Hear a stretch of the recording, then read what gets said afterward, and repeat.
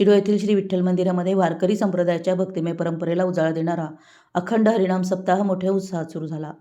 संत तुकाराम महाराज यांच्या गाथेचं पारायण व भजनाचा कार्यक्रम दररोज दुपारी 3 ते सायंकाळी 5 या वेळेत भक्तिभावानं पार पडत असून परिसरात भक्तिमय वातावरण निर्माण झालंय.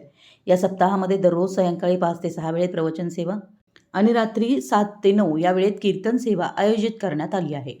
विविध नामवंत कीर्तनकार व प्रवचनकारांच्या उपस्थितीत हा सोहळा अधिक रंगतदार होतोय. या कार्यक्रमामध्ये 14 एप्रिल रोजी हरिभक्तपरायण पिलासाहेब गावडे शिरोळ, 15 एप्रिल रोजी हरिभक्तपरायण महेश कळेकर शिरोळ, 16 एप्रिल रोजी हरिभक्तपरायण पुंडलिक कोळी शिरोळ, 17 एप्रिल रोजी हरिभक्तपरायण मुळे महाराज सांगली, 18 एप्रिल रोजी हरिभक्तपरायण ज्ञानेश्वर सूर्यवंशी डिग्रज, 19 एप्रिल रोजी हरिभक्तपरायण विक्रम प्रताप बनकर कनवाड, 20 एप्रिल रोजी हरिभक्तपरायण सुभाष कोळी होसरवाड यांचे कीर्तन व प्रवचन होणार आहे.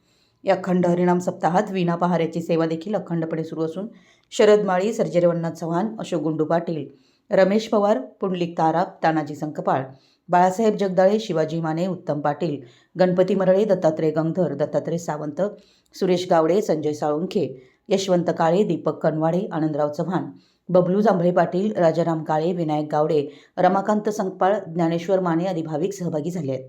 14 ते 20 एप्रिल दरम्यान चालणाऱ्या या सप्ताहात भाविक मोठ्या संख्येनं उपस्थित राहत असून आज 15 एप्रिल रोजी हरिभक्तपरायण महेश कळेकर महाराज यांच्या कीर्तनाला उत्स्फूर्त प्रतिसाद मिळाला. यावेळी शिरोळ शहरातील वारकरी संप्रदायातील नागरिक उपस्थित होते. हरिनामाच्या गजरानं संपूर्ण परिसर दुमदुमून गेलाय. याबाबत माहिती देताना हरिभक्तपरायण महेश कळेकर महाराज यांनी सांगितलं की अखंड हरिनाम सप्ताहाच्या माध्यमातून समाजात आध्यात्मिक जागृती निर्माण व्हावी, तसेच वारकरी संप्रदायाची परंपरा अधिक बळकट व्हावी हा मुख्य उद्देश आहे. शिरोळमधील हा भक्तिमय सोहळा भाविकांसाठी आध्यात्मिक आनंदाचं पर्व ठरतोय. मराठी एस न्यूजसाठी शिरोळहून दिलीप कोळी.